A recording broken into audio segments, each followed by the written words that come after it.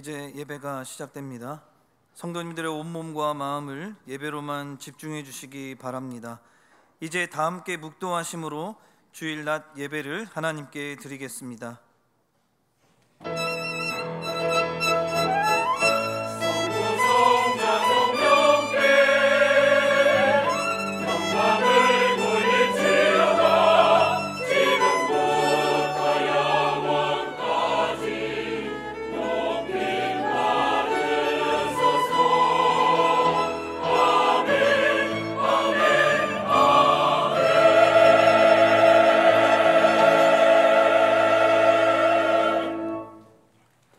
너희 관용을 모든 사람에게 알게 하라. 주께서 가까우시니라. 아멘. 하늘에 계신 우리 아버지여, 이름이 거룩히 여김을 받으시오며 나라의 마옵시며 뜻이 하늘에서 이룬 것 같이 땅에서도 이루어지이다. 오늘날 우리에게 일용할 양식을 주옵시고 우리가 우리에게 죄 지은 자를 사하여 준 것 같이 우리 죄를 사하여 주옵시고 우리를 시험에 들게 하지 마옵시고 다만 악에서 구하옵소서. 대개 나라와 권세와 영광이 아버지께 영원히 있사옵나이다. 아멘.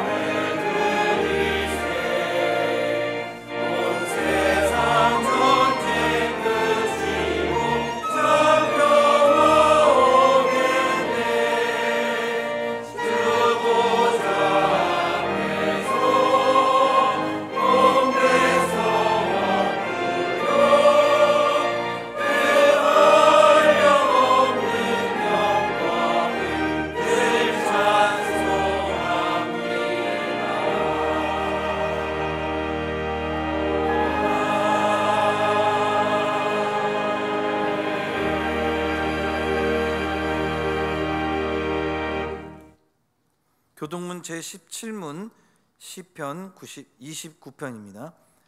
시편 29편 제17문을 함께 교독하겠습니다. 너희 권능 있는 자들아, 영광과 능력을 여호와께 돌리고 돌릴지어다.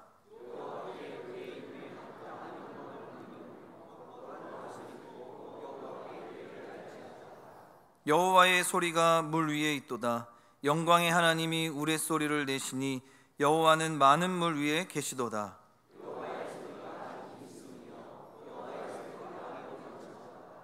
여호와의 소리가 백향목을 꺾으시며 여호와께서 레바논 백향목을 꺾어 부수시도다.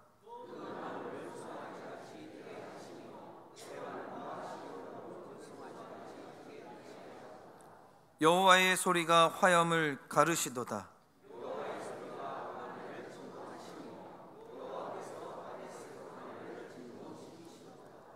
여호와의 소리가 암사슴을 낙태하게 하시고 산림을 말갛게 벗기시니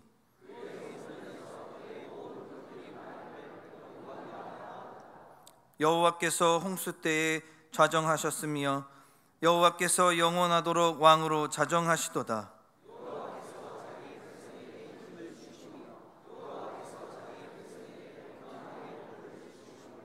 아멘.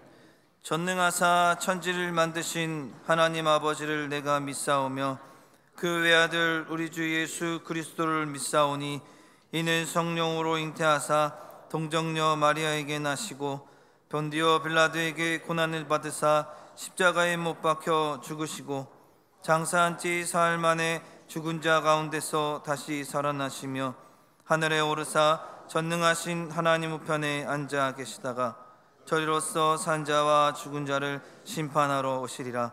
성령을 믿사오며 거룩한 공회와 성도가 서로 교통하는 것과 죄를 사하여 주시는 것과 몸이 다시 사는 것과 영원히 사는 것을 믿사옵나이다. 아멘.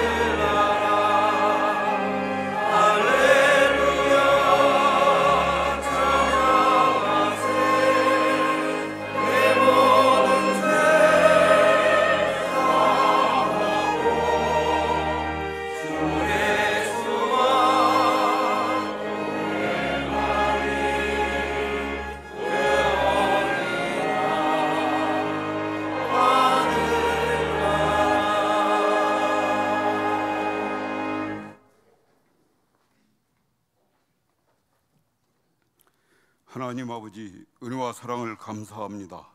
오늘 또 거룩하고 복된 주일을 허락하시고 우중에도 이 시간 저희들을 예배당으로 불러주셔서 영과 진리로 경배드리며 하나님께 감사와 찬양과 영광을 돌리게 하시니 감사합니다. 지난 주간도 매 순간 하나님과 동행하기를 원했지만 연약한 육신으로 인하여 그러하지 못했음을 고백하며 회개하오니 예수님의 십자가의 보혈로 깨끗이 씻어 주옵시고 늘 주님 안에서 깨어 살아가도록 인도해 주옵소서. 하나님 아버지, 한미 관세 협상 등 국내적으로 여러 어려움에 처해 있는 이 나라 이 민족을 불쌍히 여기시사 이 난관들을 지혜롭게 헤쳐나갈 수 있도록 은혜를 베풀어 주옵시고 대한민국의 국력이 지금보다 한층 강화되고 국격이 높아지게 하시사 세계의 열강들과 어깨를 같이하며 세계 질서를 올바르게 선도하는 나라가 되도록 인도하여 주옵소서. 대통령을 비롯한 이정자들도 진정으로 하나님을 경외하며 국가와 민족을 위해 맡겨진 본분에 충성을 다하게 하옵소서. 하나님 아버지, 우리 승동교회가 말씀이 흐려져가는 이 시대에 예배와 말씀과 기도의 자리를 더욱 힘써 찾고 지키며 말씀과 기도 위에 굳게 서서 복음과 사랑으로 지경을 넓혀가며 한국 교회 앞에 믿음과 섬김의 분을 앞장서 실천해 나가게 하옵소서. 최영태 담임 목사님 안식년을 말씀과 기도 가운데 의미 있게 보내시고 더욱 영육이 강건해지고 성령 충만한 모습으로 복귀하게 하옵시고, 남녀 교육자님들께도 날마다 세임과 능력을 더하여 주시사 교구와 교육부서를 기쁨으로 섬기시게 하옵소서. 선교사님들의 삶과 사역 위에도 늘 함께하여 주옵시고 특별히 건강과 안전을 지켜주시며 12월에 예정된 청년부의 인도 미전도 종족 단기 선교 준비와 네팔 개척교회 건축 과정도 순적하게 이루어져 가게 하옵소서. 하나님 아버지, 유아 유치부로부터 청년부에 이르는 승동의 자녀들에게 부모와 교사, 어른들이 먼저 믿음의 문을 보이고 기도하며 말씀으로 잘 양육하게 하시사 우리 자녀들이 세상의 풍조와 가치관을 따르지 아니하고 오직 하나님만을 의지하고 하나님 안에서 미래와 희망을 꿈꾸며 건강한 믿음의 자녀들로 자라가게 하옵소서. 하나님 아버지, 9월 한 달 동안 하나님께서 귀하게 사용하시는 주종훈 목사님을 단위에 세워주셔서 예배에 관하여 송이꿀보다도 더단 은혜의 말씀을 선포해 주심을 감사합니다. 이 시간도 목사님을 통해 말씀이 선포될 때에 저희들 마음밭이 모두 옥토가 되어 아멘으로 받게 하시고 저희 모두가 이 세상 가운데 예배를 삶의 중심에 두고 참 예배자로서의 삶을 굳건히 살아가게 하옵소서. 이제 임마누엘 찬양대가 온 마음과 정성을 다해 하나님께 찬양을 올려드립니다. 기쁘게 흠양하여 주옵시고 예배를 위해 이름도 빛도 없이 섬기는 손길들을 기억하여 주시기를 원하옵고 감사를 드리며 예수님의 이름으로 기도하옵나이다. 아멘.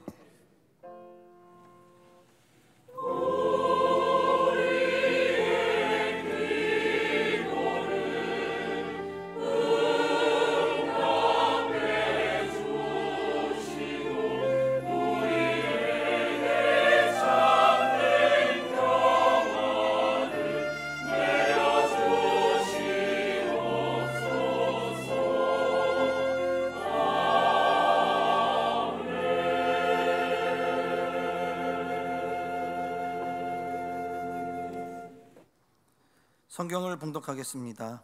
하나님의 말씀은 사무엘하 6장 1절에서 15절까지의 말씀입니다. 사무엘하 6장 1절에서 15절까지의 말씀을 제가 봉독하겠습니다. 다윗이 이스라엘에서 뽑은 무리 3만 명을 다시 모으고 다윗이 일어나 자기와 함께 있는 모든 사람과 더불어 바알레유다로 가서 거기서 하나님의 궤를 메어 오려하니 그 궤는 그룹들 사이에 좌정하신 만군의 여호와의 이름으로 불리는 것이라. 그들이 하나님의 궤를 새 수레에 싣고 산에 있는 아비나답의 집에서 나오는데 아비나답의 아들 우사와 아요가 그 새 수레를 모니라. 그들이 산에 있는 아비나답의 집에서 하나님의 궤를 싣고 나올 때에 아요는 궤 앞에서 가고 다윗과 이스라엘 온 족속은 잣나무로 만든 여러 가지 악기와 수금과 비파와 소고와 양금과 재금으로 여호와 앞에서 연주하더라. 그들이 나곤의 타작마당에 이르러서는 소들이 뛰므로 우사가 손을 들어 하나님의 궤를 붙들었더니 여호와 하나님이 우사가 잘못함으로 말미암아 진노하사 그를 그곳에서 치시니 그가 거기 하나님의 궤 곁에서 죽으니라. 여호와께서 우사를 치심으로 다윗이 분하여 그곳을 베레스 우사라 부르니 그 이름이 오늘날까지 이르니라. 다윗이 그날의 여호와를 두려워하여 이르되 여호와의 궤가 어찌 내게로 오리요 하고 다윗이 여호와의 궤를 옮겨 다윗성 자기에게로 메어 가기를 즐겨하지 아니하고 가드 사람 오베데돔의 집으로 메어 간지라. 여호와의 궤가 가드 사람 오베데돔의 집에 석 달을 있었는데 여호와께서 오베데돔과 그의 온 집에 복을 주시니라. 어떤 사람이 다윗 왕에게 아뢰어 이르되 여호와께서 하나님에게로 말미암아 오베데돔의 집과 그의 모든 소유에 복을 주셨다 한지라. 다윗이 가서 하나님의 궤를 기쁨으로 메고 오베데돔의 집에서 다윗성으로 올라갈새 여호와의 궤를 맨 사람들이 6걸음을 가매 다윗이 소와 살진 송아지로 제사를 드리고 다윗이 여호와 앞에서 힘을 다하여 춤을 추는데 그때에 다윗이 베옷을 입었더라.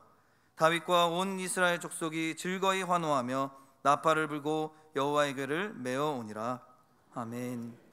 이제 임마누엘 찬양대가 하나님께 영광을 돌리겠습니다. 이어서 하나님의 임재를 갈망하는 예배라는 제목으로 총신대학교 신학대학원 예배학교수이신 주종훈 목사님의 말씀 선포가 있겠습니다. 많은 은혜 받으시기 바랍니다. 주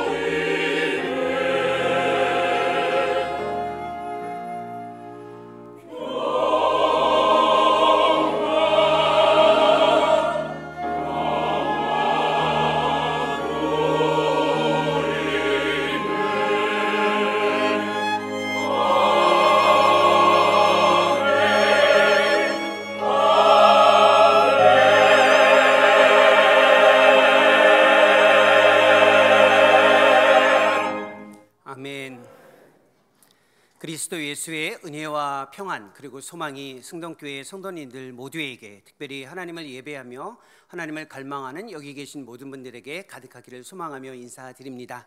잠시 한번 기도하고 주의 말씀 듣겠습니다. 성령 하나님, 여전히 아둔한 우리의 내면에서 우리의 생각과 지각을 깨워주시고 진리이신 그리스도를 주의 말씀을 통해 만나며 우리의 삶이 새로워짐으로 하나님을 갈망하고 아버지 하나님의 영광에 이를 수 있도록 은혜를 베풀어 주옵소서. 예수님의 이름으로 기도합니다. 아멘. 기독교 신앙은 하나님과의 관계를 구축하는 것입니다. 하나님과의 관계를 구축한다는 것은 우리의 삶의 모든 영역을 하나님과 연결한다는 것을 뜻합니다. 우리의 삶의 모든 영역을 하나님과 연결하기 위한 이 관계의 구축에서 가장 중요한 과제는 하나님이 우리의 삶의 자리에 단순히 손님으로 계시는 것이 아니라 주인으로 계시다는 것을 받아들이는 것입니다. 손님과 주인의 차이는 분명하죠. 어떤 분이 어느 가정에 손님으로 초대를 받았다면 함부로 할 수 없습니다. 원하는 만큼만, 대접을 해주는 만큼만 받아야 하고 존중을 받습니다. 하지만 주인은 다릅니다. 거침없이 삶에 다가가 무엇을 해도 괜찮습니다. 우리에게 예배와 관련되어져 있는 가장 중요한 출발이 여기에 있습니다. 나는 하나님과의 관계 구축에서 나에게 다가오시는 하나님을 내 삶의 손님으로 인정하고 있는가, 아니면 주인으로 인정하고 있는가, 이것을 먼저 확인하는 것입니다. 그리스도 예수께서 하나님의 마음을 담아 이 땅에서 우리 가운데 다가오실 때에 주인으로 다가오셔서 우리의 삶에 관여를 하십니다. 우리가 그리스도와의 관계 구축이 가능한 이유는 바로 이 관계 구축의 주도권이 하나님에게 있기 때문에 그렇습니다. 우리가 그 주도권을 갖지는 않습니다. 그런데 주도권을 가지고 계신 하나님은 반드시 오신다라는 그 의지를 우리에게 보여주십니다. 예배는 주도적이고 반드시 우리 가운데 다가오시는 하나님을 향해 우리가 반응하는 것, 그것이 예배입니다. 지난 3주 동안 저는 기독교 예배와 관련되어져 있는 하나님의 말씀에 근거해서 우리에게 다가오시는 하나님에 대한 그 신실한 모습 앞에 우리가 어떻게 반응해야 할 것인지에 대해서 풀어가고 있고, 오늘도 변함없이 예배는 우리에게 다가오시는 하나님을 향해 우리가 어떻게 반응할 것인지에 대해서 생각해 보는 것입니다. 우리에게 다가오신다는 이 그리스도 예수의 위대한 은총 속에 하나님의 마음이 담겨져 있습니다. 하나님이 우리에게 다가오신다라는 말, 우리에게 다가오셔서 관계를 구축하신다라는 말 속에 담겨져 있는 하나님의 마음이 무엇인가요? 하나님이 제일 싫어하는 것이 여기에 있다는 겁니다. 무엇이냐면 단절, 상실을 싫어하십니다. 하나님은 가장 싫어하는 것이 단절이고 상실입니다. 그래서 아담에게 창세기 3장 9절에서 이런 질문을 했습니다. 아담아, 네가 어디에 있느냐?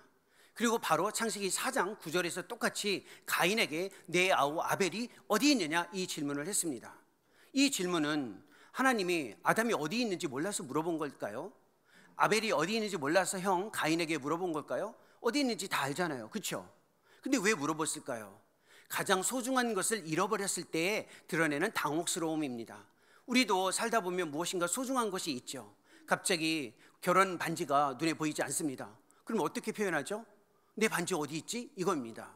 이 반지가 어디 있냐라는 말은 어디 있는지 물어보는 게 아니라 당혹스러움의 표현입니다.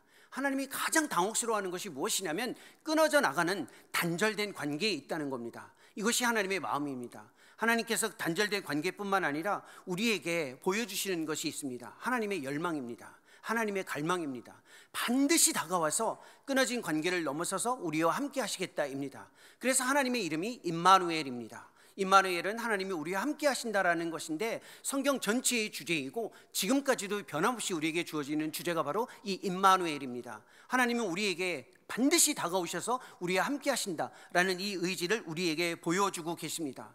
이거 어느 정도로 이 마음을 우리에게 보여주고 계시는지 우리는 알고 있지 않나요? 성경에 보면 누가복음 15장에 둘째 아들, 흔히 말하는 탕자라고 하는 두 번째 아들을 떠나보낸 아버지의 마음을 보여주는 구절이 나옵니다. 둘째 아들이 자기 자신의 재산을 요구하고 세상으로 가서 원하는 만큼 다 살다가 그 재산을 다 날렸습니다. 그리고 아버지를 기억하며 되돌아옵니다.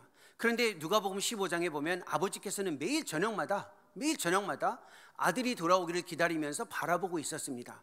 그때 먼 발치에서 예수 그리스도의 마음이 여기에 담겨져 있습니다. 먼 발치에서 그 되돌아오는 아이를 바라보며 그 아버지가 어떻게 했냐면 달려갔습니다. 달려가서 안아줬다라는 표현이 있습니다.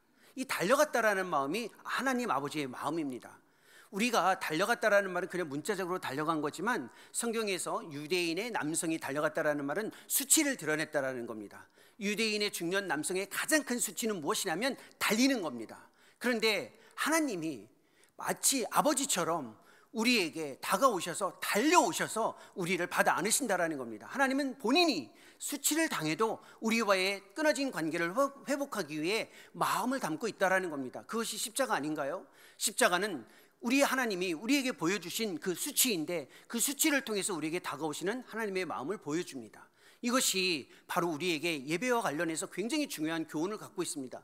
반드시 다가온다. 반드시 다가와서 함께 하시겠다. 우리의 예배는 바로 이렇게 반드시 주도적으로 다가오시는 하나님을 향해 우리가 반응하는 이 반응의 방식입니다. 반드시 다가오시는 하나님 앞에 우리가 어떻게 반응할 것인가, 이 반응의 모습을 생각하는 것이 예배에서 가장 중요한 과제이기도 합니다. 근데 이 본문에서 하나님의 마음을 헤아렸잖아요. 우리의 마음이 이 성경 구절에 다 담겨져 있습니다. 특별히 오늘 읽은 구절에서는 더더욱 그렇습니다. 하나님의 임재가 우리 가운데 다가오십니다. 그리고 하나님의 마음을 보여주십니다. 여기에서 우리가 생각해야 할 주제가 하나 있습니다. 하나님의 열망이 우리에게 다가오시는 거라면 우리의 열망은 무엇인가입니다. 우리가 이제 지난 3주에 이어 마지막 예배에 대한 정리를 하며 주의 말씀을 통해 우리의 예배에 대한 삶의 방식과 태도를 새롭게 할 때 가장 중요한 질문 하나가 있습니다. 하나님이 우리에게 다가오시는 열망을 가지고 계시다면 나는 예배자로서 하나님을 반응하기 위해 무엇을 열망하고 있는가를 생각해 보는 겁니다. 무엇을 열망하는가입니다. 하나님이 우리에게 묻는 질문은 생각보다 단순합니다. 무엇을 열망하는지를 확인하고 싶어 하는 겁니다. 그런데 늘 그랬듯이 제가 질문을 할 때 답변을 하지 않으셔도 됩니다. 우리 지휘자 옆에 계신 형제님, 지휘자분은 제가 좀 부담이 돼가지고요. 곧 지휘자 하실 분인가요? 네.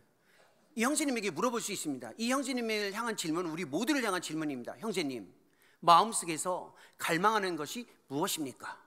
답변하지 마십시오. 질문만 들어주시면 됩니다. 내가 무엇을 갈망하는지 한번 확인해 보십시오. 예수님이, 하나님이 우리에게 묻는 질문은 네가 무엇을 생각하느냐가 아닙니다. 네가 무엇을 알고 있느냐가 아닙니다. 무엇을 아는가, 무엇을 생각하는가는 비교적 명료합니다. 아는 것과 모르는 것, 생각에 명료함이 주어지는데 갈망하는 것은 생각보다 답을 찾기가 어렵습니다.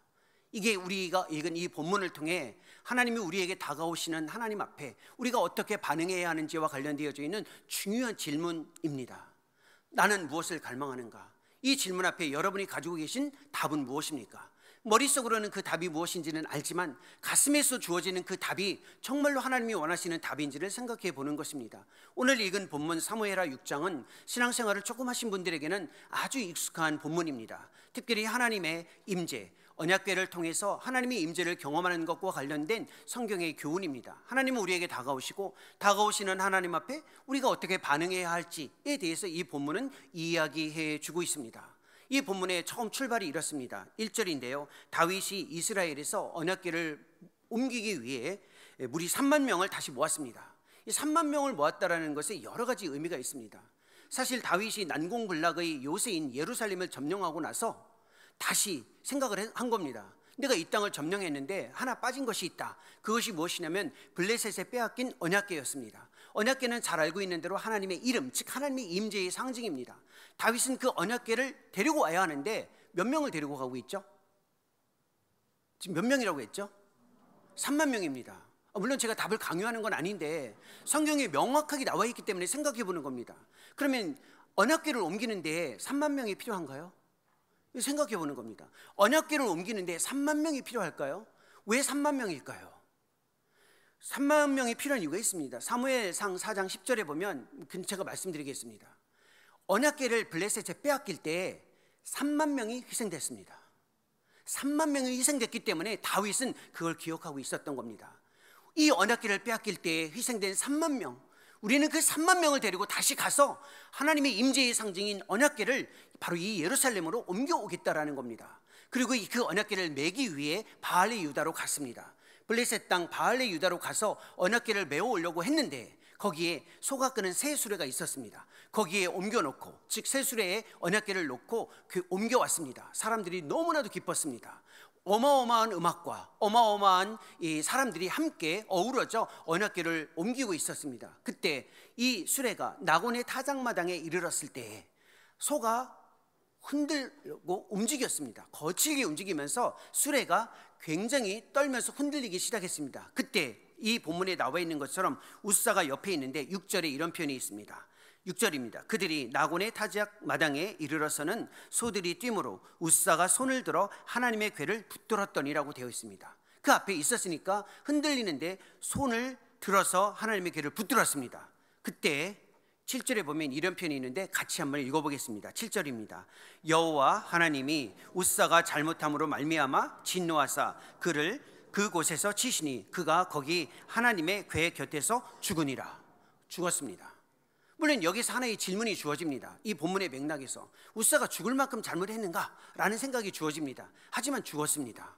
이 죽음 앞에 다윗이 분노했습니다. 다윗이 분노하고 멈추고 이곳을 베레스 우사라고 이야기한 다음에 언약궤를 멈추지 않고 3개월 동안 집거했습니다.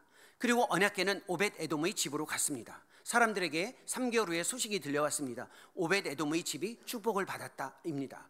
그때 다시 다윗이 오벳 에돔의 집에 가서 언약궤를 메어서 움직이는 바로 이 내용입니다. 이때 다윗이 하나님의 임재를 위해 가지고 있었던 그 신실한 신앙 앞에 가지고 있었던 질문 하나가 있습니다. 그것이 9절입니다. 굉장히 중요한 질문인데 이 9절이 오늘 예배에 참여하기 위한 우리의 태도를 결정짓는 질문이기도 합니다. 이 9절을 제가 읽어드리겠습니다. 귀로 한번 들어보십시오. 다윗이 그날에 여호와를 두려워하여 이르되 여호와의 궤가 어찌 내게로 오리요? 여호와의 궤가 어찌 내게로 오리요? 이 질문을 했습니다. 이 말은 해석하면 이렇습니다. 하나님의 임재에 내가 어떻게 반응할까라는 뜻입니다. 여호와의 궤는 하나님의 이름, 하나님의 임재의 상징인데 그게 즉 여호와의 궤가 나에게 어찌 오느냐, 이 말은 내가 어떻게 이 하나님의 임재에 반응하고 참여할 것인가라는 질문입니다. 이 질문을 가져야만 합니다. 예배에 대한 우리의 삶이 새로워지고 예배를 통해 하나님을 온전히 만나고 우리의 삶의 회복이 주어지려면 나에게 다가오시는 하나님은 이미 주어져 있습니다. 중요한 것은 하나님이 나에게 다가오시느냐 오시지 않느냐가 아니에요. 다가오시는 하나님 앞에 내가 어떻게 참여하고 반응할까, 이 질문을 갖는 겁니다. 이 질문이 오늘 이 아침 제가 여기 계신 승동교회 성도님들과 이 예배의 자리에 계신 모든 분들에게 드리는 질문이기도 합니다. 하지만 저의 질문이 아니라 다윗의 표현이기 때문에 하나님의 말씀이 우리에게 요구하는 질문입니다. 우리가 어떻게 하나님의 임재에 반응할 수 있을까요? 이 질문을 생각해 보셨나요? 내가 어떻게 하나님께 반응해야 하는가? 나에게 다가오시는 하나님께 어떻게 반응해야 할까? 이 본문 안에는 우리가 하나님을 향해 반응해야 하는 구체적인 과정과 방식에 대해서 아주 상세하게 성경의 진리를 담아서 제시해 주고 있습니다. 하나님의 반응에, 즉 하나님의 임재에 반응하기 위한 우리의 가장 중요한 태도가 무엇이냐면 하나님의 중심성을 인정하는 겁니다. 하나님의 중심성을 인정하는 것이 가장 중요한 출발입니다. 다윗이 예루살렘을 정복했을 때에 땅을 얻었습니다. 우리 시대로 말하면 재산을 가졌다라는 겁니다. 부동산은 어마어마한 재산 아닙니까? 땅을 얻었습니다. 사람들이 엄청나게 많이 있었습니다. 자기 자신의 사람들이 있었습니다. 그리고 지위가 있었습니다. 지도자였습니다. 그런데 한 나라의 지도자였고 어마어마한 사람들이 있었고 정말 소유가 많았습니다. 그런데 거기에 안주하지 않았습니다. 거기에 만족하지 않았습니다. 내가 아무리 많은 지위, 아무리 많은 재산, 아무리 높은 위치, 무엇이 주어져도 하나님이 나에게 함께하지 않으면 아무런 의미가 없다, 이 태도를 갖는 겁니다. 하나님의 중심성을 갖는다라는 말은 내 삶에 내가 많은 것을 가져도, 높은 자리에 올라도, 많은 사람들이 주변에 있어도 그것보다 더 중요한 것은 하나님을 중심에 두고 있느냐, 이걸 먼저 확인하는 겁니다. 하나님이 중심에 없으면 내가 아무리 높은 자리에 올라가도, 아무리 많은 사람들이 내 주변에 있어도, 내가 아무리 많은 재산을 가져도 의미가 없다라는 겁니다. 그걸 다윗이 고백하고 다윗이 보여준 태도입니다. 우리의 삶의 중심이 정말로 하나님이십니까? 이걸 묻는 겁니다. 내 삶의 중심이 진짜 하나님인가입니다. 나 중심은 아닌가요? 우리의 가족 중심은 아닌가요? 내가 속해 있는 무엇인가가 중심은 아닌가요? 내가 가진 것이 중심은 아닌가요? 진짜 하나님이 중심인가요? 이걸 물어보는 겁니다. 하나님을 중심으로 받아들이는 건 생각보다 굉장히 어렵습니다. 저도 어줍잖게 신앙생활하면서 하나님이 중심이다라는 말은 입술로는 고백했지만 삶에서는 그렇게 쉽게 인정하지 못했습니다. 제가 미국 유학 시절에 정말 열심히 공부하고 케냐에 조금 선교지에 갔을 때 진짜 중심이 하나님이라는 것을 다시 실감 있게 경험한 적이 있습니다. 저는 위대한 국가 대한민국에서 자란 대한민국 사람입니다. 대한민국이 국민이라는 게 우리 시대에 어떤 의미를 가지고 있는지 아실 겁니다. 전 세계 어디를 가도 대한민국 사람이라는 말은 어깨에 힘이 들어갑니다. 사실입니다. 물론 해외에 가보신 분들은 다 아실 거예요. 더군다나 25년 전, 제가 유학했을 약 25년 전쯤에 미국에서 공부를 했다, 미국에서 생활을 했다. 미국은 지금하고는 좀 다르지만 그때는 말 그대로 강력한 국가였습니다. 물론 지금은 의견의 차이가 있어요. 한 25년 전에는 미국 하면은 대단한 나라였습니다. 한국에서 자라고 미국에서 공부했던 제가 나이로비 케냐에 처음 딱 갔을 때 어깨에 얼마나 힘이 들어가는지 모릅니다. 사람들에게 질문을 구하는 겁니다. 나 어디서 왔는지 아냐? 나는 한국에서 자라고 미국에서 공부하다 왔다. 그래서 뭘 어쩌라고? 라는 표현이 아프리카 사람들의 눈빛에 스며져 있습니다. 네가 어디서 왔는 게 뭐 중요하냐? 우리는 이 땅에서 살아가고 있으면서 여전히 하나님이 우리 가운데 있다는 것을 고백하는데 그 모습을 봤을 때 제가 정말로 삶을 느꼈습니다. 내 나라가 중심이 아니고 미국이 중심이 아니고 아니면 내가 속해 있는 어떤 땅이 중심이 아니고 여전히 하나님이 중심이다. 하나님 중심 앞에 아프리카 사람도 있고 아시아 사람도 있고 아메리카 사람도 있는 것이다. 이 하나님의 중심성을 삶으로 받아들이는 것이 생각보다 어렵습니다.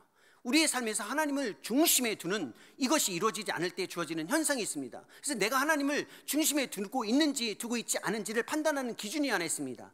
하나님을 중심에 두지 않는 사람들은 대부분 하나님을 수단화합니다. 하나님을 이용합니다. 이 말은 예배를 수단화하고 이용한다라는 겁니다. 하나님을 중심에 두고 하나님을 기뻐하는 자가 하나님을 진짜 중심에 두고 있는 삶의 반증, 그 증거를 드러내는 사람들입니다. 하나님을 기뻐하지 않고 내가 무엇인가를 이루기 위해 나의 목적을 위해 하나님을 이용하거나 수단하거나 예배를 이용하고 수단하는 것, 이걸 경계하라는 겁니다. 예배 잘하죠. 왜? 나의 것을 이루고 싶어서. 예배 열심히 참여하죠. 왜? 내가 뭔가를 이루어야 하는데 예배하면 잘 될 것 같으니까. 이렇게 수단화하는 것, 중심이 어디에 있냐면 나에게 있는 겁니다. 내 중심성 안에서 하나님의 중심성을 두지 않고 살아가는 삶의 모습을 경계하라는 겁니다. 그러면 어떻게 우리는 하나님을 중심에 두는 실천을 할 수 있을까요? 제가 2주 전에 했던 하나님의 말씀에 반응하는 그 중요한 실천 중에 안식을 이야기했습니다. 안식을 잘해야 하나님의 중심성을 우리가 인정할 수 있습니다. 하나님의 중심성을 인정하는 것은 그냥 주어지지 않고 훈련을 통해서 주어지기 때문에 그렇습니다. 안식이 무엇인가요? 안식은 딱 3가지 동작이 필요합니다. 멈추어 서서 응시하고 그리고 참여하는 것입니다. 무엇을? 멈추어 서서 하나님의 일하심을 응시하고 그 일에 참여하는 것이 안식입니다. 이럴 때 하나님의 중심이 내 삶에서 주어지기 시작하는 겁니다. 안 그러면 이 훈련을 하지 않으면 모두가 내가 중심입니다. 내 능력을 과시하고 필요에 반응할 수 있는 나의 모습을 제시하는 것, 이거에만 집중하기 때문에 그렇습니다. 안식을 잘하는 건 예배를 잘하라는 뜻인데, 예배라는 말은 멈추어 서서 하나님의 일하심을 응시하고 그 하나님의 일하심에 내가 참여하는 훈련입니다. 이게 하나님을 중심에 두는 삶의 태도예요. 이걸 훈련하지 않으면 모두 다 내가 중심입니다. 내 능력을 드러내거나 내가 평가받는 데에만 집중합니다. 이것이 예수님이 우리에게 보여주셨던 안식의 하나의 방식인데 어디에서 주어지나요? 누가복음 11장에 보면, 요한복음 11장에 보면, 요한복음 11장에 보면 나사로라는 사람이 나옵니다. 들어보셨죠? 나사로는 예수님이 정말로 사랑했던 제자였습니다. 그런데 병들어서 죽게 되었죠. 나사로에게는 이 자매들이 있었는데 마리아와 마르다가 있었습니다. 나사로가 병들었을 때 마리아와 마르다가 예수님에게 사람을 보냅니다. 당신의 사랑하는 이 우리의 오라버니 나사로가 죽게 되었으니 와서 좀 도와주십시오 했을 때 예수님이 어떻게 반응했냐면 이틀 동안이나 오지 않으셨어요. 이틀 동안이나 안 오셨어요. 여기에서 안식, 즉 하나님의 중심성에 대한 중요한 교훈이 하나 담겨져 있습니다. 한번 생각해 보십시오. 우리 어차피 오늘 형제님이 저를 도와주시니까 답변은 하지 않으셔도 됩니다. 그냥 들어만 주시면 됩니다. 형제님이 승동교회 성도님들 중에 누가 위급한 상황이 주어졌어요. 그래서 그 위급한 상황에 목회적인 돌봄을 위해 김홍 목사님께 연락을 한 겁니다. 목사님, 지금 이런 상황이 주어졌는데 어떻게 하죠? 연락을 했어요. 목사님이 전화를 받았습니다. 그리고 이틀 동안 아무것도 안 해요. 전화를 했는데 깜깜무소식이야. 그러면 김 목사님 어떻게 생각되세요? 답변하지 않으셔도 돼요. 그때 김 목사님은 어떤 모습으로 보여지나요? 지금 위급한 상황에 우리 성도님들의 상황을 이 형제님이 전화를 한 거예요, 목사님께. 근데 목사님이 듣고 아 그렇군요 하고 이틀 동안 아무것도 안 해요. 그럼 목사님은 어떤 목사님인가요? 저분이 목사 맞아? 라고 말은 안 하지만 속으로 생각하잖아요. 아니 어떻게 목회자가 이런 상황을 듣고 가만히 있지? 물론 김 목사님 그렇게 안 해요. 근데 우리가 그런 상황이 주어졌을 때 생각해 보는 겁니다. 바로 이 구절이 그걸 이야기하는 거예요. 예수님이 자기 사랑하는 자가 아파 죽겠다는데 이틀 동안이나 안 간 거예요. 왜 그랬을까요? 원칙이 하나 있었습니다. 하나님 중심성에 의해 하나님의 일하심이 무엇인지를 보고 거기에만 따라갔기 때문에 그렇습니다. 요한복음 5장에 보면 베데스다 목가에서 무수히 많은 사람들이 병낫기를 기다렸을 때 어떻게 하셨어요? 38년 된 중풍병자 한 명만 살렸잖아요. 능력이 아깝지 않나요? 만약에 제가 거기 있고 능력이 있었다면 다 고쳤을 거예요, 저 같으면. 근데 예수님 한 명만 고쳤잖아요. 왜요? 잘 보셔야 돼요. 우리의 삶에서 가장 큰 위험이 뭔지 아세요? 내 능력 과시예요. 내가 인정받는 거예요. 필요에 반응하면 나는 그래도 쓸모있는 사람이다. 여기에 집중하면 하나님의 일하심이 무엇인지, 진짜 하나님의 중심인지 무엇인지 모르고 살아간다는 겁니다. 우리의 삶은 여기에 모두 다 영향을 받고 있습니다. 내 능력을 드러내고 싶죠. 예수님은 그 일을 철저히 제한하셨어요. 왜? 안식하시는 분이었거든요. 하나님의 일하심을 응시하고 그것을 보고 거기에만 참여했습니다. 우리도 그 일을 하셔야 된다는 겁니다. 하나님의 중심이다. 하나님을 중심에 둔다라는 말은 우리의 삶에 있어서 낭만적인 게 아니라 어떤 경우에도 하나님이 중심에 있고 내가 그 자리를 차지하지 않는다라는 겁니다. 괜히 어줍지 않게 능력을 과시하거나 아니면 평가받는 필요한 것에 딱 들어가서 그것에 반응하는데 급급해할 필요는 없다라는 겁니다. 이게 예배하는 자들에게 주어지는 어마어마한 훈련이기도 합니다. 하지만 하나님과 함께하는 것, 하나님의 중심성을 두는 것은 그 자체보다 더 중요한 의미가 있습니다. 무엇이냐면 하나님과 함께하는 구체적인 태도와 방식도 중요합니다. 하나님과 함께하고 있다 라는 그 중심성을 인정하기 위한 구체적인 태도와 방식도 중요합니다. 그것을 오늘 본문에서 살펴볼 수 있습니다. 7절에 보면 웃사가 잘못함으로 말미암아 진노하사 그를 그곳에서 치시니 그가 거기 하나님의 궤 곁에서 죽었다라는 표현이 나옵니다. 하나님 궤 옆에 있었습니다. 하나님의 임재 옆에 있는데 죽었어요. 하나님과 함께하는데 죽었다라는 겁니다. 근데 11절에 보면 다른 표현이 나옵니다. 여호와의 궤가 가드 사람 오벳에돔의 집에 석 달을 있었는데 여호와께서 오벳에돔과 그의 집에 복을 주시니라. 언약궤에 똑같이 언약궤 함께 있는데 웃사는 죽었고 오벳에돔은 복을 받았어요. 여기에서 이제 생각해 보는 겁니다. 그럼 내가 하나님과 함께하고 하나님의 중심성을 인정하면 내가 괜찮은 줄 알았는데 하나 더 요구되는 게 있습니다. 하나님과 함께할 때 태도와 방식도 중요하다라는 겁니다. 하나님과 엮여 있다고, 하나님과 함께하고 있다고 해서 그 자체가 우리에게 축복은 아닙니다. 무슨 말일까요? 하나님이 함께 계시고 사람들도 있고 화려한 연주도 있습니다. 오늘 말하면 아름다운 음악도 있고 정말로 하나님을 높여드리는 장치가 다 있습니다. 그 외적인 조건이 하나님의 임재, 하나님의 중심성을 내 삶과 연결시키는 데 보장하지는 않는다는 겁니다. 문제는 우리 승동교회가 아주 좋은 조건을 가지고 있고 탁월한 찬양대와 찬양팀이 있고 모든 것들이 갖추어졌다고 해서 내가 자연스럽게 하나님의 임재에 참여할 수 있지는 못한다는 겁니다. 그럼 어떻게 해야 될까요? 태도를 바꾸고 방식에 신경을 쓰는 겁니다. 어떻게 내가 하나님의 임재에 들어갈 수 있을까? 내가 어떻게 하나님의 임재에 반응할 수 있을까? 오벳에돔의 축복의 비결은 무엇인가? 어떻게 오벳에돔은 하나님의 곁에서 웃사와는 달리 이 축복을 받았는가입니다. 그것에 숨겨져 있는 그 진리, 그 가르침, 그 원리가 다윗의 모습에 담겨져 있습니다. 다윗이 3개월 동안 언약궤를 옮기지 않으며 혼자 집거했습니다. 즉 스스로 깊은 묵상을 하며 무엇이 잘못되어 있는지 아주 고민을 많이 했습니다. 그리고 나와서 오벳에돔의 집에 와서 언약궤를 모실 때, 언약궤를 옮길 때 보여진 태도를 통해 우리에게 중요한 교훈을 하나 가르쳐 줍니다. 그것이 12절에 이렇게 표현되어져 있습니다. 12절 중후반부에 이렇게 보면 이렇습니다. 다윗이 가서 하나님의 궤를 기쁨으로 어떻게 하고 메고라고 되어 있습니다. 메고 오벳에돔의 집에서 다윗성으로 올라가세. 13절입니다. 여호와의 궤를 어떤 사람들이? 맨 사람들이라는 표현이 주어집니다. 그리고 15절입니다. 15절 다 같이 한번 읽어볼까요? 다윗과 온 이스라엘 족속이 즐거이 환호하며 나팔을 불고 여호와의 궤를 메어오니라. 메어오고 있습니다. 이게 다윗이 보인 하나님의 임재에 들어가는 방식의 행동의 전환입니다. 처음에 물론 바알의 유다의 언약궤를 메러 갔습니다.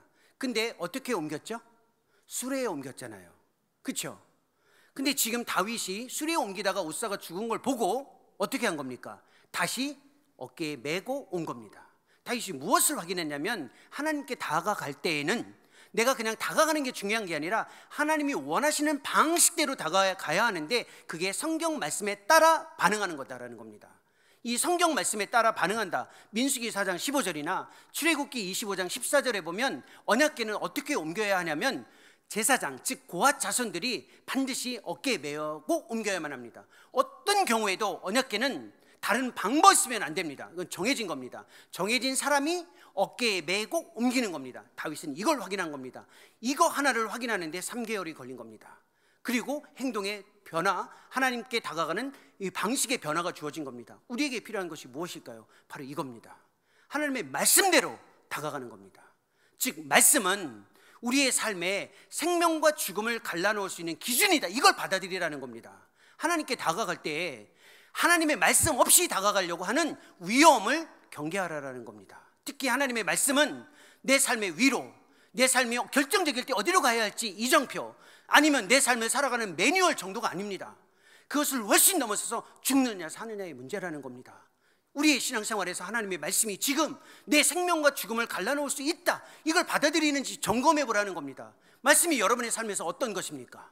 하나님의 말씀이 내가 사느냐 죽느냐의 문제로 말씀 앞에 있느냐, 아니면 내가 살아가는 데 그냥 필요로 하는 정도의 위안을 주는 메시지이냐, 이걸 받아들이는 이 태도는 완전히 다르다라는 겁니다. 이제 묻고 싶은 겁니다. 형제님, 하나님의 말씀이 형제님의 삶에서 생명과 죽음을 갈라놓는 그 기준을 받아들이고 계십니까? 그래야만, 이걸 받아들여야만 하나님의 임재가 내 삶에서 역동적으로, 그리고 그 내 삶에서 정말로 충실하게 하나님의 임재가 보여지고 거기에 참여할 수 있다라는 겁니다. 이 아니란 태도를 다시 점검하라는 겁니다. 하나님의 말씀이 생명과 죽음의 문제를 갈라놓을 수 있다라는 겁니다. 하나님의 말씀을 우리의 삶에서 생명과 죽음의 문제로 받아들일 때 주의해야 할 두 가지가 있습니다. 오늘 본문을 통해서 우리는 이 두 가지 경계를 통해 하나님 앞에 반응하는 우리의 예배와 관련해서 앞으로 살아가는 인생의 나날 동안 특별히 신경 써야 할 두 가지 교훈을 생각해 보고 싶습니다. 그 첫 번째가 바로 무엇이냐면 세수레를 주의하는 겁니다. 세수레. 언약궤는 사실 바알의 유다로 가서 처음 갔던 대로 메워와야 되는데 거기 가서 세수레, 그러니까 오늘날로 말하면 새로운 기술을 본 겁니다. 그 세수레에 싣고 왔는데 세수레를 주의하는 겁니다. 한번 생각해 보십시오. 하나님께 다가갈 때 세수레, 우리가 늘 신경 쓰는 거 아닌가요? 그 비유적으로 한번 들어볼게요. 아주 쉬운 인간적인 예로, 승동교회에서 어느 강사분을 한번 모시는 겁니다. 근데 그 강사분이 너무 유명한 분이에요. 여러분들이 생각하는 어떤 분이 있겠죠. 근데 그분은 차가 없어요. 저는 아니에요. 저는 차가 있거든요. 예, 진짜 유명한 분이 있는데 그분을 한번 우리 교회에서 모시고 싶은 거예요. 근데 그분이 차가 없어요. 그래서 형제님 운전하시죠. 네, 운전하시는데 부탁을 하는 거예요. 형제님, 우리 정말 그 유명한 강사분을 이번 형제님이 한번 모셨으면 좋겠습니다. 근데 이 형제님이 본인의 차가, 너무 오해는 하지 말고 들으세요. 오해는 하지 말고, 본인의 차가 SM3예요. 근데 내 차로 이 훌륭한 분을 모시는데 좀 초라할 것 같은데요? 이런 마음을 당연히 갖지 않을까요? 아니, 갖지 않겠어요? 아니, 유명한 분 모시는데 웬만하면 머시디스 벤츠나 BMW 이런 걸로 모시고 싶잖아요. 그런 생각 안 가지세요? 너무하신다. 아니, 왜냐면 귀한 분 모시면 그래도 좀 좋은 차로 모시고 싶은 게 정상 아니에요? 아니, 제가 잘못 생각한 건가요? 아니, 뭐 BMW 흔합니까? 그러면 포르쉐 같은 거, 람보르기니 같은 거, 아주 좋은 차 모시고 싶죠. 우리는 하나님께 다가갈 때 이런 생각을 가져요. 바로 이렇게 세수레가 있으면, 이 세수레로 모시면 하나님이 좋아할 거다, 하나님이 기뻐할 것이다. 그러니까 하나님께 나아갈 때 세수레를 찾지 말라는 거예요. 세수레. 이 세수레가 뭐예요? 하나님을 섬기는 내가 정한 방식이에요. 내가 정한 방식을 딱 정해놓고 이대로 하나님을 섬기면 하나님이 기뻐하시겠지라고 정해놓은 거예요. 누군가를 인간적으로 섬길 때에도 초라한 장비보다는 좋은 자동차로 섬기는 게 더 좋겠지라고 생각하는 이 상식적인 수준이에요. 하나님을 다가갈 때, 하나님을 향해 다가갈 때에 이 세 수레를 주의하세요. 내가 정한 방식, 이렇게 정해놓은 내 뜻과 계획, 뭐 이런 게 있습니다. 내 생각대로 하나님을 딱 이렇게 모시고 싶어 해요. 이게 하나님을 통제하는 거예요. 내가 하나님 이렇게 오랫동안 섬겨봤는데 이렇게 하나님을 섬기면 하나님이 역사 잘 하시더라, 이렇게 어줍지 않게 통제하지 말라는 거예요.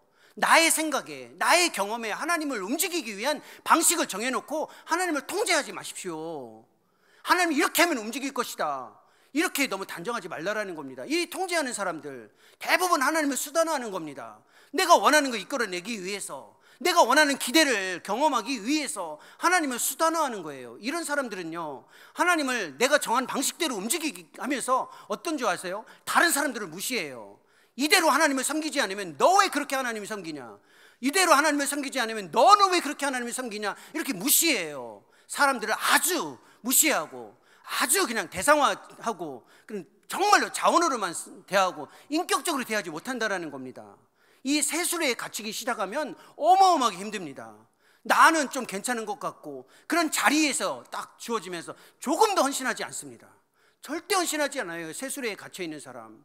정말로 이걸 주의하라는 겁니다. 우리의 삶에서 굉장히 중요한 거죠. 예배와 관련해서 이 세수레는 오늘날 스타일이에요.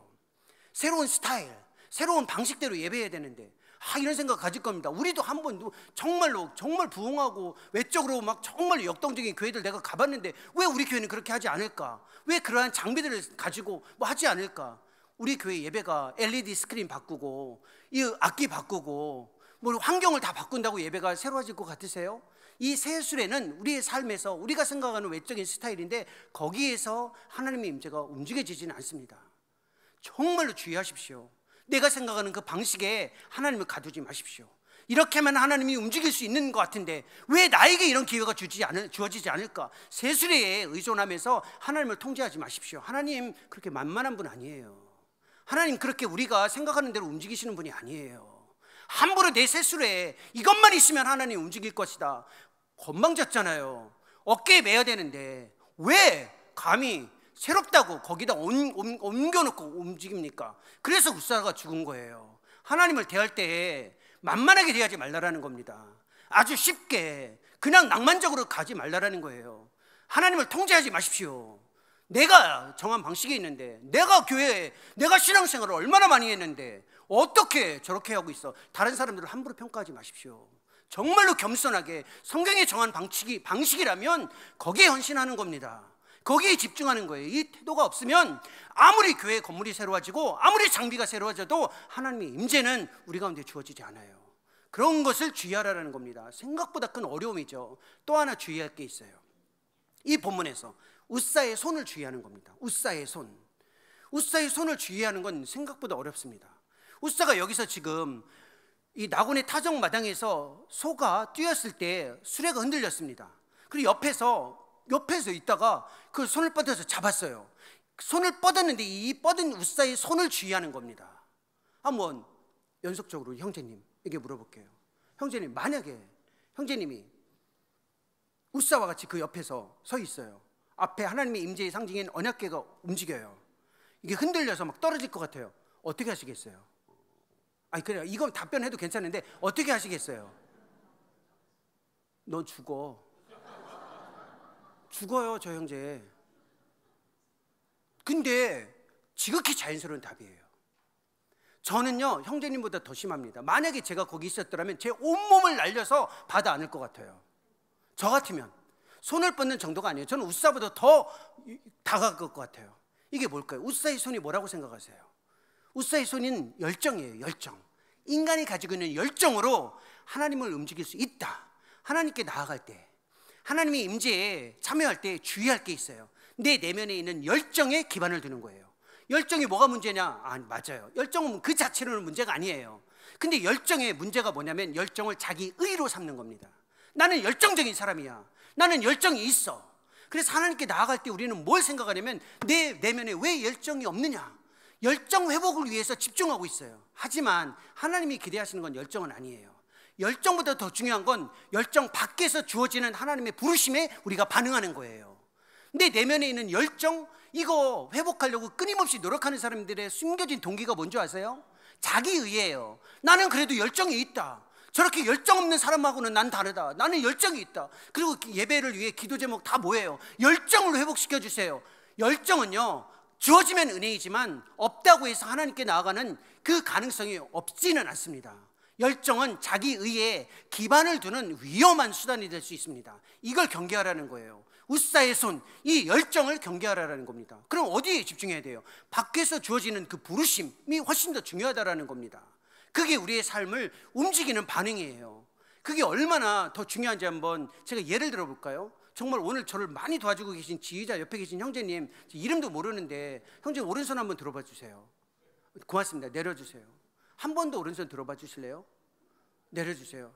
너무 감사합니다. 한 번 더 요청하면 저 형제 분명히 짜증낼 텐데 오른손 한번 들어주세요.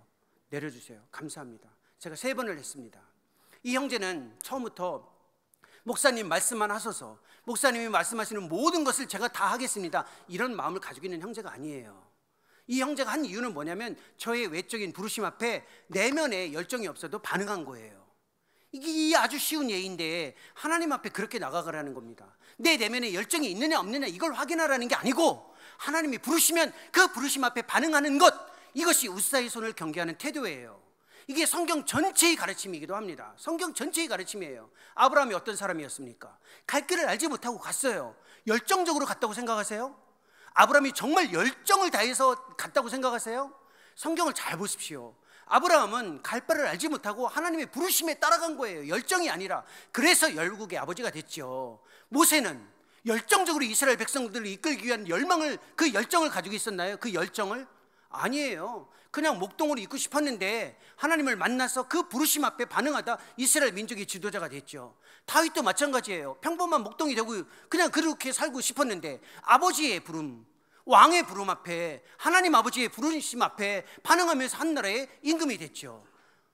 바울도 마찬가지예요. 바울이 열정의 사람이라고 생각하세요? 얼마나 괴롭고 힘들었는데요. 그를 지켜준 삶의 방식은 열정이 아니라 하나님의 부르심에 나아가는 거예요. 우리에게 필요한 것이 있습니다. 하나님의 임재에 반응하기 위해 참된 예배자가 되기 위해 마지막 우리에게 요구되는 과제가 있어요. 열정을 회복하는 게 아니에요. 열정이 아니라 하나님을 향한 내 마음속에 있는 갈망을 회복하는 거예요. 갈망과 열정은 달라요. 열정은 패션입니다. 내 내면에서 주어지는 감정을 수반한 자기의의 조건이에요. 하지만 갈망은 아니에요. 갈망은 감정하고 상관이 없습니다. 내 마음속에서 정말로 원하는 것, 정말로 추구하는 것에 대한 그 직접적인 표현이 바로 갈망이에요. 열정과 갈망을 구분하시라는 겁니다. 갈망을 회복하는 것이 열정 회복보다 더 중요한 과제예요. 하나님의 임재에 다가간다라는 말은 내 내면에 있는 갈망을 확인하는 겁니다. 그래서 하나님의 갈망을 확인한 우리가 확인해야 될 게 있어요. 나의 갈망을 다시 확인해 보는 겁니다. 그래서 오늘 메시지를 시작할 때 제가 했던 질문이 있죠. 갈망하는 게 무엇이냐는 거예요. 하나님이 원하시는 게 바로 여기 있어요. 너에게 다가오는 이 언약궤 임재 앞에 네가 보여야 할 태도는 네 마음속에 있는 갈망이 무엇인지를 확인해 보라는 겁니다. 그런데 내가 무엇을 갈망하는지를 확인하기가 생각보다 어려워요. 이게 예배의 처음이자 마지막입니다. 진짜 예배자가 되려면, 참된 성경의 예배자가 되려면 마음속에 있는 갈망을 확인하고 그 갈망을 명확하게 갖는 것이 처음이자 마지막이에요. 내가 무엇을 갈망하는지, 이 질문에 대한 답이 무엇입니까? 생각보다 갈망을 찾기가 어려워요. 제가 이걸 어떻게 경험했냐면 아프리카에서, 케냐에서 선교 사역할 때 갈망의 어려움을 확인했습니다. 저 굉장히 내성적이고 소심한 사람이라 어디 나가서 이렇게 좀 활동할 때 굉장히 겁이 많거든요. 근데 아프리카 케냐에서 제가 이제 길을 갔다가 걸을 때 보면 어느 지역을 가면 항상 꼬마들이 와서 제 옷자락을 잡아요. 아저씨 도와주세요라고. 그러면 저는 너무 소심해가지고 선교사인데도 불구하고 무서워가지고요. 다음에 막 그러고 있었어요. 몇 번 그것도 그것도 한두 번이지 그렇게 계속하면 말이 안 되잖아요. 그래서 제가 마음에, 그 소심한 사람은 특징이 있잖아요. 꼼꼼해요. 내성적이고 소심한 사람은 아주 꼼꼼해요. 이번에 그 길을 가기 전에 제가 준비를 많이 했습니다. 제 경험을 잘 도와주려고 많은 걸 준비했어요. 그리고 그 길을 가면 꼭 잡는데 이번에도 제 옷자락을 딱 잡았어요. 어떤 아이가. 그때 보통 아이들은 옷자락을 그냥 잡습니다. 근데 제가 그때 멈췄어요. 돌아서서 물어봤어요. 얼마를 원하냐고 물어봤어요. 그 아이들의 대부분의 답이 한결같습니다. 일단 특징이 있어요. 눈동자가 막 돌아가요. 검정색, 흰색 눈동자가 돌아가는 게 보여져요. 뭐라고 얘기하면 이 아저씨가 나를 도와줄까? 얼마를 말하면 이 아저씨가 도와줄까? 대부분의 답이 뭔지 아세요? 1,400원이에요. 일부를 요구해요. 제가 여기에 10불, 100불짜리 얼마나 많이 가지고 있었겠습니까? 도와주려고 작정했는데 우리가 지금 갈망하는 게 무엇인지를 생각해 보세요. 하나님 앞에서 지금 무엇을 갈망하고 계십니까? 내 갈망이 무엇인지. 목사님, 저 갈망 없어졌습니다. 인생 살다 보니 갈망이 없네요. 없긴 뭐가 없어요. 다른 것을 갈망하다 보니 그 갈망이 둔해져서 갈망이 없는 것처럼 지금 느껴지는 거예요. 내 내면의 갈망을 확인해 보라는 거예요. 그런데 이 갈망이 정말로 하나님이 원하시는 그 갈망을 갖기가 왜 어려운 줄 아세요? 모방된 갈망, 주입된 갈망 때문에 그래요. 우리의 삶의 가장 큰 부담이에요. 이게 우리의 갈망이 있는데 갈망이 그냥 있으면 갈망을 낚아채요. 우리 사회에서 갈망을 주입한다고요. 그 주입된 갈망이 노예가 돼서 하나님을 예배하는 거예요. 내 갈망을 위해서 하나님을 찾아요. 이렇게 하지 말고 갈망의 대상을 분명히 하라는 겁니다. 이게 얼마나 어려운지 아세요? 정말로 죄송한 이야기인데 저의 형편없는 제 삶의 모습을 잠시 이야기할게요. 제가 한국에 2020년 가을에 되돌아왔습니다. 물론 한국 사람이에요. 30대 초반까지 이제 30 될 때까지 한국에서 지내다가 한 10여 년 미국에서 유학 생활을 했고, 그리고 한 9년 정도 케냐와 우크라이나에서 선교 사역을 했습니다. 2020년이면 코로나가 한창 때였습니다. 한국에 딱 돌아왔을 때 저에게는 친구가 있었습니다. 물론 이렇게 소심하고 내성적인 사람은 친구가 많지는 않아요. 소수의 친구가 있는데 오래가는 친구입니다. 제가 자가격리를 하고 끝날 때 제 친구가 한 명 있었어요. 한국에 있는 친구, 고등학교 때부터 알고 있는 친구였어요. 이 친구가 저를 만나러 왔는데 예수님을 믿지 않는 친구예요. 그러니까 진짜 친구죠, 그렇죠? 이 정도 되면 진짜 친구인 거죠. 예수님도 믿지 않는데 고등학교 때부터 알고 지냈고, 코로나 자가격리가 끝나자마자 제일 먼저 보러 왔던 친구예요. 이 친구는 대한민국에서 이름만 대면 알만한 대기업의 임원이에요. 그때만 하더라도 임원은 아니었는데 임원으로 넘어가기 전이었어요. 부장이었는데 잘렸어요. 그리고 계약직 직원이 된 겁니다. 상무가 됐으니까 계약직인 거죠. 뭐 기업 생활하시는 분 다 아시잖아요. 그러니까 부장으로 있다가 임원, 계약직 직원의 상무가 됐습니다. 평택에서 있는데 평택에서 2시간 넘게 저를 만나러 온 거예요. 그러니까 어마어마한 대기업의 상무라면 정말 인생에서 성공한 거죠. 그 친구가 저에게 이렇게 이야기했습니다. 제가 50평생 예수님을 믿고 주님을 위해서 헌신했고 심지어는 선교지에 갔다 왔습니다. 저에게 딱 이렇게 이야기합니다. 종훈아, 너 50 다 돼서 한국에 들어왔는데 너 한국에서 살려면 뭐가 필요한지 아니? 3가지가 필요해. 집 한 채, 연봉은 요 정도 돼야 되고 노후 준비는 이렇게 해야 돼. 딱 3가지 하고 떠났어요. 와, 친구가 물론 차 한잔 마시고 갔어요. 그 3마디를 한 겁니다. 그냥 그 무심결에 그 친구가 했던 이 3마디가 지난 5년 동안 제 가슴에 있어요. 제가 용인에서 살고 있는데 늘 항상 저녁마다 제 아내와 함께 천을 걸으면서 무슨 생각하는지 아세요? 여보, 우리 집 한 채 얻을 수 있을까? 우리가 평생에 집 한 채 얻을 수 있을까? 여보, 내 연봉이 조금 오를까? 언제 올라서 여유 있게 좀 살까? 내가 지금 여기서 교수 생활을 해도 20년이 안 되는데 저는 나이가 50이 넘어서 왔기 때문에 20년이 안 돼요. 정년퇴임까지. 이거 연금 받아서 내가 노후를 살 수 있을까? 이 3가지 대화를 매일, 그리고 이걸 위해서 예수님, 집 한 채는 안 되나요? 연봉은 언제 오르죠? 제 노후는 괜찮을까요? 이러고 있어요. 이러고. 이게 저예요. 제가 이 말씀 앞에서 내 마음에 열정이 아니라, 열정은 있어요, 저도. 근데 갈망을 다시 한번 확인해 보는 겁니다. 내가 하나님의 임재 앞에 내가 가지고 있는 갈망이 무엇인가? 이 사회에서 주입된 거잖아요. 집 한 채 없으면 어때요? 누울 곳이 있으면 되잖아요. 많이 쌓아두지 않고 하루 한 끼 굶지 않으면 얼마나 감사한 거예요. 나이 들어서 어떻게 될지 생각하기보다 지금 주어진 삶의 순간 하나님과 동행하고 하나님을 즐거워하면 되잖아요. 여기서 그 일을 하지 못하면 집이 있고 소유가 있고 노후가 안정된들 우리의 삶에서 하나님의 임재는 마치 우사와 같을 수도 있다라는 거예요. 오벳에돔과 같은 그 축복이 어디에서 주어지냐면 하나님의 임재, 하는 그 자체에 성경의 가르침을 따라 집중하고 거기에 지어서 즐거움을 찾는 거예요. 이게 너무 어렵습니다. 그건 50대에만 있는 게 아니에요. 여기 계신 20대 형제 자매들 다 주입된 갈망에, 너 대학 졸업하지, 직장이 그게 뭐야, 너 연봉이 그게 뭐야, 30대 너 이직해야 되잖아, 너 아직도 그러고 있어? 이게 우리에게 주어진 갈망이잖아요. 이직을 위해서, 나의 이직의 갈망을 위해서, 나의 직장 선택의 갈망을 위해서, 내 삶의 무엇인가의 갈망을 위해서 하나님을 이용하지 말라는 거예요. 하나님을 갈망하라는 거예요. 하나님 자신으로 갈망할 때 나머지 모든 것들이 우리의 삶에서 주어지기 때문에 순서를 바꾸지 말라는 거예요.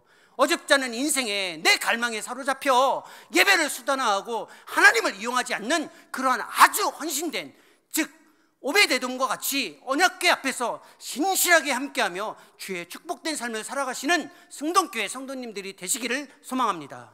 기도하겠습니다. 살아계신 하나님 아버지, 하나님의 임재를 구하며 하나님 중심성에 따른 삶을 하나님의 말씀에 따라 반응하며 살아가기를 소망합니다. 세수레를 주의하게 하시고 어줍지 않게 우리가 하나님을 통제하고 조절할 수 있겠다라는 교만을 내려놓게 해 주옵소서. 우리의 삶의 자리에 우사의 손을 주의하게 하옵소서. 열정보다 우리 마음속에 있는 하나님을 향한 갈망이 항상 선명할 수 있게 해주시고, 주님을 향한 갈망이 다른 것으로 뒤덮이지 않도록 우리의 삶을 순간순간 지켜주옵소서. 예수님의 이름으로 기도합니다. 아멘.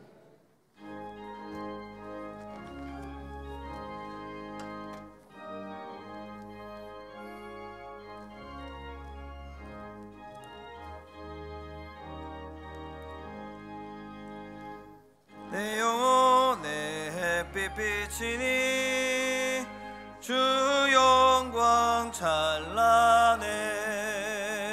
이 세상 어떤 빛보다 이 빛도 빛나네. 주의 영광 빛난 광채 내게 비춰 주시옵소서. 그 밝은 얼굴 배울 때 나의 영혼 기쁘다. 내 영혼에 노래 있으니 주 찬양합니다. 주 귀를 기울이시사 다 듣고 계시네. 주의 영광 빛난 광채 내게 비춰 주시옵소서. 그 밝은 얼굴 배울 때 나의 영혼 기쁘다. 내 영혼의 봄날 되어서 주 함께 하실 때 그 평화 내게 깃들고 주 은혜 꽃피네. 주의 영광 빛난 광채 내게 비춰 주시옵소서. 그 밝은 얼굴 배울 때 나의 영혼 기쁘다. 내 영혼에 있고 큰 소망 넘치네. 주 예수 복음 주시고 또 내려주시네. 주의 영광 빛난 광채 내게 비춰 주시옵소서. 그 밝은 얼굴 배울 때 나의 영혼 기쁘다. 사랑과 은혜의 하나님 아버지, 우리에게 베푸신 생명, 호흡, 살아가는 삶의 모든 것을 기억하며 감사드립니다. 일용할 양식을 허락하시고 삶의 일터를 허락하시고 주를 위해 섬길 수 있는 기회와 자리를 허락해 주셔서 감사합니다. 주께서 허락하신 것을 기억하며 10의 1조로 구분하고 감사의 기도 제목을 담아 예물을 내어드리며 선교와 여러 가지의 내용들을 하나님의 영광을 위해 쓰임받기를 소망하며 내어드리는 예물을 받아 주옵소서. 성도님들 가운데에 일용할 양식으로 염려하는 자들이 없게 하시고 삶의 궁핍함으로 하나님에게서 멀어지지 않도록 은혜를 더하여 주옵소서. 일자리를 구하고 있는 분들에게 기회를 주시고 은혜를 베풀어 주시고 하나님의 긍휼을 구하고 있는 삶의 순간순간 다가와서 도움을 주시기를 소망합니다. 우리의 공동체 가운데에는 여러 가지 이유로 잠시 우리 곁을 떠나 있는 우리의 형제 자매들이 있습니다. 멀리 유학하고 있는 우리의 가족들을, 자녀들을 기억해 주시고 군생활하며 국방의 임무를 충실히 감당하고 있는 자녀들을 강건하게 지켜주시고 직장의 문제로 잠시 떠나 있는 우리의 가족들에게 건강과 안정과 평안을 더해 주옵소서. 아울러 우리 가운데 몸이 불편한 분들이 계십니다. 주께서 은혜를 더하여 주시어서 회복의 은총이 임하게 해 주시고 그리스도 예수의 돌보심을 기억하며 하나님과 함께 더불어 신실하게 주의 임재를 풍성히 경험해 나갈 수 있도록 어려움이 없게 은혜를 더해 주옵소서. 예수님의 이름으로 기도합니다. 아멘. 교회 소식을 알려드립니다. 오늘 우리 교회에 처음으로 오신 분들을 예수님의 이름으로 환영합니다. 본당 1층 새가족부실로 오셔서 환영과 안내를 받으시기 바랍니다. 오늘 주일낮 1, 2부 예배 설교는 총신대학교 신학대학원 교수이신 주종훈 목사님께서 해주셨습니다. 이번 9월 한 달 동안 예배에 대한 말씀을 또 하나님의 은혜 가운데 많이 받으신 줄 믿습니다. 10월 전교인 새벽기도회가 10월 1일 수요일 오전 5시 30분에 본당에서 있습니다. 새 달의 첫날을 새벽기도회로 시작하시기 바랍니다. 오늘은 세례 입교 공부가 있습니다. 대상자들께서는 오늘 낮 2부 예배 후에 예배 준비실로 와주시기 바랍니다. 목요 신앙 강좌 안내입니다. 2025년 하반기 양육반이 10월 16일 목요일부터 개설됩니다. 강의 제목은 성경적 가치관과 세계관이며 강사는 진병천 목사께서 시간 및 장소는 목요일 오전 10시 30분에 1층 소예배실에서 6주간 진행됩니다. 주보를 참조하셔서 강의에 참여하고자 하시는 성도님들께서는 신청서를 작성하여 본당 뒤편에 있는 신청서함에 넣어주시기 바랍니다. 승동교회 유품유물관 승유관 관리비 및 승동동산 벌초비 안내입니다. 승유관 관리비는 내년부터 받습니다. 그리고 승동동산 벌초비는 이제 없습니다. 이제 홍성균 이혜진 집사님 가정에서 지난번 장례를 하나님의 은혜 가운데 잘 마치고 감사의 마음을 담아 떡을 준비했습니다. 성도님들께서는 나가실 때 받아가시기 바랍니다. 나머지 교회 소식은 주보를 참조해 주시고 이제 다 함께 일어나 찬송가 1장을 찬양하고 축도로 예배를 마치겠습니다.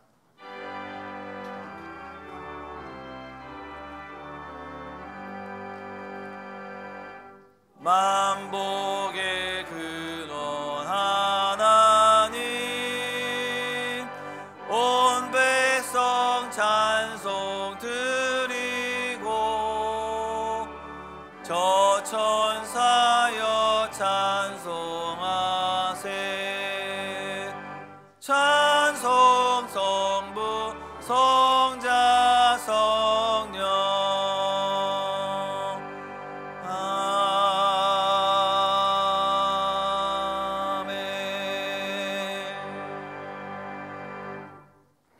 예수 그리스도의 은혜와 하나님 아버지의 풍성하신 사랑과 성령님의 인도 교통 역사하심이 우리에게 신실하게 다가오시는 하나님의 임재를 확신하고 주의 말씀을 따라 마음과 생각, 삶 속에서 하나님을 열망하는 모습으로 다가가며 참된 예배자로 살아가기를 소망하는 승동교회 성도님들의 삶의 자리에 항상 함께 있을지어다. 아멘.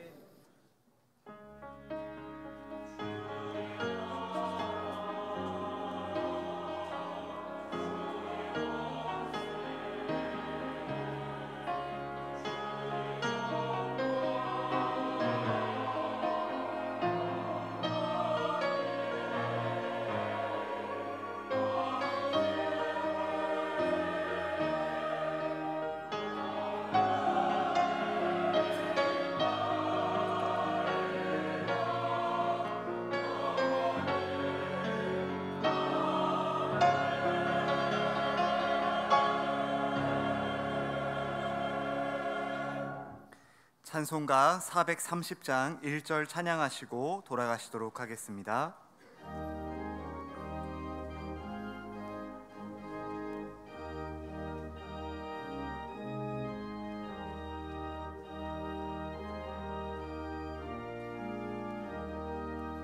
주와 같이 길 가는 것 즐거운 일 아닌가. 우리 주님 걸어가시 발자취를 밟겠네. 한 걸음 한 걸음 주